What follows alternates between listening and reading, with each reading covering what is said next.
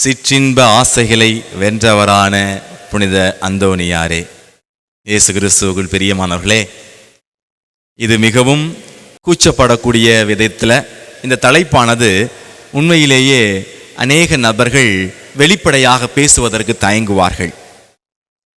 ஆனால் சீராக்கு புத்தகத்திலே 18வது அதிகாரம் 30வது வசனத்தில் சொல்லப்பட்டிருப்பது போல, கீழான உணர்வுகளின்படி நடவாதே, சிற்றின்ப உணர்வுகளை கட்டுப்படுத்து. இயேசு கிறிஸ்துவுக்குள் பிரியமானவர்களே, என் வாழ்க்கையில் நடந்த உண்மை சம்பவத்தை தான் நான் சொல்ல போறேன்.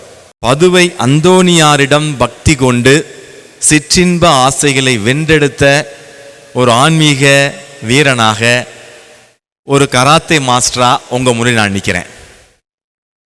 அன்புக்குரியவர்களே, உண்மையை சொல்ல போனா, புனித அந்தோனியார் வாழ்ந்த பொழுது சிற்றின்ப ஆசையால், காம உணர்ச்சியினால் ஒரு சகோதரர் மிகவும் துன்புறுப்பட்ட பொழுது, அலகழிக்கப்பட்ட பொழுது, பதுவை அந்தோனியாருடைய அங்கியை அவர் ஒரு சில நாட்கள் அணிந்தாராம்.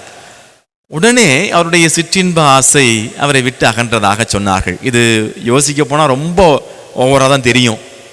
ஆனால் எந்த அளவுக்கு பதுவை அந்தோனியார் பரிசுத்த வாழ்க்கை வாழ்ந்தார், சிற்றின்ப ஆசைகளை வென்றெடுத்தார் என்றால், அவருடைய அங்கி சிற்றின்ப ஆசைகளை விரட்டக்கூடிய வல்லமை கொண்டிருந்தது. அதே போல ஒரு சில நேரம் பேய்களை விரட்டுவதற்கு அவர் அணிந்திருந்த அந்த அங்கி அல்லது அந்த திருக்கயிர் போதும் என்று சொல்வார்கள். அன்புக்குரியவர்களே, எது எப்படியாக இருந்தாலும் பரவாயில்லை. இன்னைக்கு நம்ம உண்மையிலேயே யோசிச்சு பார்ப்போம். சிற்றின்ப ஆசைகளை வென்றெடுத்திருக்கிறோமா? அல்லது இந்த உலக போக்கிலே இன்னைக்கு பல நபர்கள் என்ன நினைக்கிறோம்னா, இதெல்லாம் ஓகே, இதெல்லாம் இயல்புதான் என்று சொல்லி நாம் ஒருவேளை அன்புக்குரியவர்களே இன்னும் பரிசுத்தமாய் வாழ தவறி கொண்டிருக்கிறோமா? உண்மையை சொல்றேங்க, ஜூலை மாதம் முதல் செவ்வாய்க்கிழமையிலேருந்து நான் என்ன ஆரம்பிச்சேன்? பதுவை அந்தோனியாருடைய பக்தி முயற்சி, விரதம் இருக்க ஆரம்பிச்சேங்க. இன்னைக்கு கெஞ்சி கேட்டுக்கிறேன், ஒருவேளை உங்களுக்குள்ளே சிற்றின்ப ஆசைகள், காம உணர்ச்சிகள், இச்சை உணர்வு அதிகமாக இருந்ததென்றால், அந்தோனியாருடைய நாள் இன்னைக்கு சொல்றேன், விரதம் இருந்து ஜெபிக்க கத்துக்கங்க. உங்க உடம்ப கட்டுப்படுத்த நீங்க கத்துக்கங்க.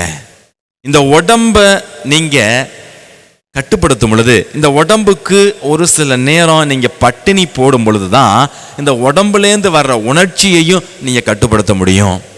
அன்பு நெஞ்சங்களே, நன்றாக புரிந்து கொள்ளுங்கள்.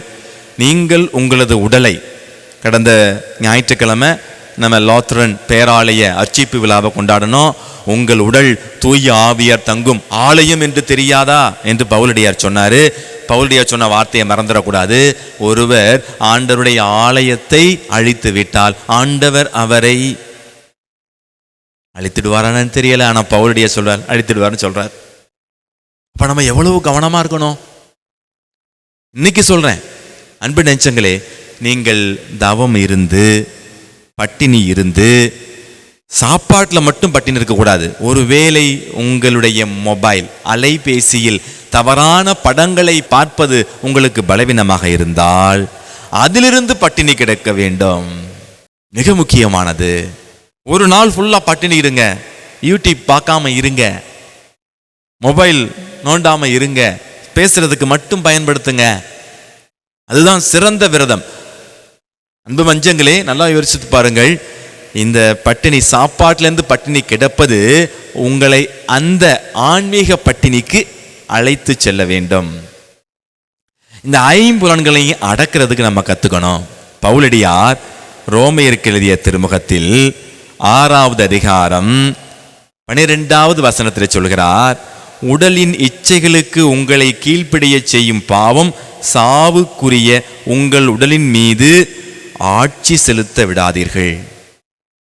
உங்களது இச்சை உங்களது உடலை ஆட்சி செலுத்தக்கூடாது. நீங்கள் தான் உங்களது உடலை அல்லது உங்களுடைய பரிசுத்தமான அந்த மனசாட்சி உங்களது உடலை ஆட்சி செலுத்த வேண்டும். மிக முக்கியமானது. ஐம்புலன்களையும் பாருங்க. எது உங்களுக்கு பலவீனம் நினைச்சு பாருங்க. கண்களால் பார்ப்பது உங்களுக்கு பலவீனமா? காதுகளால் கேட்பது உங்களுக்கு பலவீனமா? வாயால் பேசுவது அல்லது சாப்பிடுவது உங்களுக்கு பலவீனமா? கரங்களாலும் கால்களாலும் தொடுவது உங்களுக்கு பலவீனமா? சைக்காலஜி படித்த சாமியாரா சொல்கிறேன், ஓரளவுக்கு கொஞ்சம் படித்தேன், ரொம்பலாம் படிக்கலை.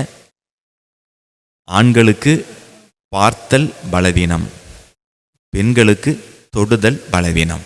இதை மட்டும் புரிஞ்சுக்கோங்க. அன்பு நெஞ்சங்களே, அடுத்ததாக அவர் சொல்றது பாருங்க, ரொம்ப முக்கியமானது. நீங்களோ உங்கள் உறுப்புகளை தீவினையின் கருவிகளாக பாவத்திற்கு ஒப்புவிக்காதீர்கள், மாறாக இறந்தும் வாழ்வோராகிய உங்களை கடவுளிடம் ஒப்படையுங்கள்.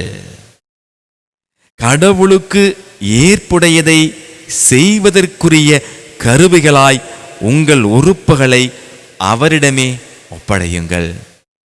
இந்த கண்ணு ஆண்டவருக்குரிய காரியத்தை செய்யணும், மற்றவங்களை கருணையோட பார்க்கணும், மற்றவங்களை கரிசனையோடு பார்க்கணும், நல்ல விஷயங்களை பார்க்கணும், பாடுபட்ட சுருவத்தை அடிக்கடி பார்க்கணும், பரிசுத்தமான சுருவங்களை தினந்தோறும் பார்க்கணும்.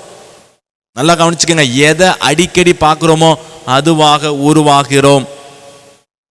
நான் பெருமைக்காக சொல்லலை, என்னை பற்றி ஆழமாய் தெரிந்தவர்களுக்கு, எனது தாய் சகோதர சகோதரிகளுக்கு நான் அனுப்பி இருக்கிறேன். என்னுடைய ரூமில் மற்ற ஃபாதர் கூட என்னை கிண்டல் பண்ணுவார். ஏன்னா பாடுபட்ட சுருவம் பெருசாக ஒன்று, அசிசியார் சுருவம், அந்தோனியார் சுருவம், லூர்து மாதா சுருவம் பெரிய சுருவம், அப்புறம் தந்தை பியோடைய சுருவம், இப்படி சுருவங்களாக அடுக்கி வச்சிருக்கிறேன். அன்பு நெஞ்சங்களே, இந்த சுருவங்களை அடிக்கடி பார்த்து நான் வேண்டது உண்டு. அதை பார்க்க பார்க்க அந்த சுருவம் அந்த ஆட்களை போல, அந்த புனிதர்களைப் போல நம்ம உருவாக முடியும். அன்பு நெஞ்சங்களே, கண்டிப்பாக இது சொல்கிறேன், இது ஒரு கடினமான காரியம்தான். ஆனால் முயற்சி எடுத்தால் கண்டிப்பாக இதை கடந்து வர முடியும். குறிப்பாக இந்த ஃபோனில் பார்க்குற விஷயங்கள், இதை தொடக்கத்தில் போராட்டமாக தான் இருக்கும். தொடர்ந்து பாவசனை செய்யுங்க. சாமியார் எல்லாத்தையும் கூப்பிட்டு நான் பண்ணணும்னு சொல்லி பண்ணுங்க, பாவசங்கத்தனம் செஞ்சுருங்க. நீங்கள் இப்படி தொடர்ந்து செய்கிறதுனால உங்கள் வாழ்க்கையிலேருந்து, இந்த குறிப்பிட்ட சிற்றின்ப பாவத்திலிருந்து நம்ம விடுதலை ஆக முடியும். அன்பு நெஞ்சங்களே, நாம் இந்த சிற்றின்பங்கள், குறிப்பாக இந்த கண்கள் வழியா, காதுகள் வழியா, நம்முடைய கரங்கள் வழியா நம்மை உடலின் இச்சைக்கு தூண்டுகிற அழகையின் யுக்திகளை உணர்ந்து கொள்ள வேண்டும். இதுதான் மிக முக்கியமானது. ஒவ்வொருவருக்கும் ஒரு பலவீனம். இப்போ நான் சொல்கிற சிற்றின்ப ஆசைகள் ஒரு சிலருக்கு பெருசாக தெரியாது. ஆனால் பொறாமைப்படுறது, கோபம், ஆணவம், பேராசை அல்லது சோம்பேறித்தனம், இது மிகப்பெரிய ஒரு போராட்டமாக இருக்கும். அப்போ உங்களுக்குள்ள இருக்கிற அந்த பலவீனத்தின் வழியாகத்தான் அழகை அநேக முறை உங்களை பாவத்திற்கு உட்படுத்துவான். அப்போ நம்ம என்ன செய்யணும்? அந்த சாத்தானுக்கு சவுக்கடி கொடுக்கணும். அப்படின்னா அந்த பலவீனத்தை நம்ம உணர்ந்துக்கணும். முதல்ல உங்களுக்குள்ள இருக்கிற பலத்தையும் பலவீனத்தையும் நீங்கள் நல்லா புரிஞ்சுக்கோங்க. யூடியூப் பார்க்குறது உங்களுக்கு பலவீனமாக இருந்தால் அதுலேருந்து நீங்கள் தப்பிச்சுக்கோங்க. அதில் போய் திரும்பி திரும்பி நீங்கள் போராடி பார்த்தீங்கன்னா முடியாது. அல்லது சோம்பேறித்தனம், தூங்குறது உங்களுக்கு மிகப்பெரிய பலவீனமாக இருந்துச்சுன்னா அதுலேருந்து விடுதலையாக சுறுசுறுப்பாக இருங்க, எக்ஸசைஸ் பண்ணுங்க. ஆனால் இங்கே வந்த பிறகு உண்மையை சொல்கிறேன் மக்களே, தினந்தோறும் வாக்கிங், ஜாகிங், காலையிலேயோ இல்லைனா சாயங்காலமோ எப்போ டைம் கிடைக்குதோ அப்போ போயிடுவேன். இந்த உடம்புக்கு நம்ம வலி கொடுக்கணும். என்னது வலி? அப்படின்னா எக்ஸசைஸ் கொடுத்து அந்த உடம்பை நம்ம கட்டுப்படுத்தணும். இந்த உடம்பு விரும்புறது மாதிரி நிறைய நேரம் தூங்கிட்டோம்னா, இந்த உடம்பு விரும்புறது எல்லாத்தையும் சாப்பிட்டுக்கிட்டோம்னா அப்புறம் நம்ம சொல்கிறத உடம்பு கேட்காது, மாறாக அந்த உடம்பு சொல்கிறத நம்ம கேட்க வேண்டிய சூழ்நிலை வந்துடும். அப்போ உடம்புக்குள்ளே இருக்கிற அந்த ஆன்மா சீரழிந்து போய்விடும். அன்புக்குரியவர்களே, சிற்றின்ப ஆசைகளை வென்றவரான பதவி அந்தோனியாருடைய அன்பு பிள்ளையை நான் சொல்கிறேன். ஜூலை மாதத்திலேருந்து இப்போ வரைக்கும் ஏறத்தாழ ஒரு 20 வாரங்கள் நான் விரதம் இருந்துட்டு வர்றேன். செவ்வாய்க்கிழமை தொடக்கத்தில் என்னுடைய தனிப்பட்ட கருத்துக்காக இருந்தேன். அதன் பிறகு பார்த்தேன், கடவுளை என்னை கொஞ்சம் கொஞ்சமாக தூய்மையாக்கினார். ஓரளவுக்கு உண்மையை சொல்கிறேன் மக்களே, நானாக சொல்கிறேன், இப்போ எல்லாம் நான் விரதம் இருக்கிறது மற்றவர்களுடைய போராட்ட வாழ்க்கைக்காக, உங்களை போன்ற எண்ணற்ற மக்களுடைய ஆன்மாக்களுக்காக நான் தொடர்ந்து விரதம் இருக்கிறேன். இப்போ எனக்கு எந்த பாவ சுமையும் இல்லை. ஆனால் அற்ப பாவங்களை கூட தடுப்பதற்கு நான் என்னால் முடிந்தவரை முயற்சி எடுத்து உடலை கட்டுப்படுத்தி, உணர்ச்சிகளை கட்டுப்படுத்தி, அன்புக்குரியவர்களே, நீங்கள் உங்களுடைய சிற்றின்பத்தை கட்டுப்படுத்தணும்னா உங்களையே நீங்கள் நல்லா பிஸியாக வச்சுக்கணும். டான் போஸ்கோ என்ற புனிதர் சொல்கிறார், the devil hates those who are busy அப்படின்ட்டு இருக்காரு. அப்படின்னு அர்த்தம்னா, யாரெல்லாம் சுறுசுறுப்பாக இருக்கிறாங்களோ அவங்கள்ட்ட சாத்தான் நெருங்க மாட்டான், அவங்கள சாத்தானுக்கு பிடிக்காது. நீங்கள் சோம்பேறித்தனமாக இருந்தீங்கன்னா, குறிப்பாக பழைய ஏற்பாட்டில் வாழ்ந்த அந்த தாவீதை போல போருக்கு போக வேண்டிய நேரத்தில் போருக்கு போகாமல் அங்கேயே தங்கியிருந்து படுக்கையிலிருந்து தூங்கி கொண்டு உழன்று கொண்டு இருக்கிறார். அப்பொழுது சோம்பேறித்தனத்தில் தூக்கம் வரலை. சாயங்கால நேரத்தில் மாலை நேரத்தில் தூங்கினா எங்கே தூக்கம் வரும்? அந்த நேரத்தில் காலார நடக்கிறாரு. அப்போ தான் பெத்ஷிபா என்கிற ஒரு பெண்மணி குளிக்கிறத பார்க்குறாரு. அந்த சோம்பேறித்தனம் பாருங்க, காம உணர்ச்சிக்கு அவரை வழிநடத்தி சென்று விட்டது. இன்னைக்கும் சொல்கிறேன், தயவு செய்து இரவு நேரம் 9 மணிலேருந்து 12 மணி வரைக்கும் 2வது சாம வேலை என்று யூத கலாச்சாரத்தில் கடைபிடிக்கப்பட்டது. அந்த 2வது சாம வேலை அழகையின் சாம வேலை என்பதை நீங்கள் புரிந்து கொண்டு, தயவு செய்து அந்த நேரத்தில் செல்போனை வச்சுக்கிட்டு நீங்கள் படுக்கைக்கு சென்றால் அல்லது செல்போனை பார்த்து கொண்டே நாம் உறங்கச் செல்வோம் என்று நீங்கள் சென்றால் கண்டிப்பாக அழகை நம்மை அடிமையாக்கி விடுவான், பாவம் செய்ய தூண்டி விடுவான் என்பதை உணர்ந்து, அன்பு நெஞ்சங்களே, இந்த 2வது சாம வேலையான அழகையின் சாம வேலையில்தான் ஆண்டவர் இயேசு கிறிஸ்து யூதாசு இஸ்காரியோத்துவினால் காட்டி கொடுக்கப்பட்டார், முத்தமிட்டு காட்டி கொடுக்கப்பட்டார். எனவே இந்த நேரத்தில் யாரோடு நாம் உரையாடுகிறோம், எப்பேற்பட்ட திரைப்படங்களை, எப்பேற்பட்ட காட்சிகளை நாம் பார்க்கிறோம் என்பது மிக முக்கியம். புனித பிரான்சிஸ் சவேரியார் அருமையாக சொல்லுவாராம், பகல் முழுவதும் நான் மனிதர்களுக்கு சொந்தம், இரவு முழுவதும் நான் இறைவனுக்கு சொந்தம் என்று சொல்லுவாராம்.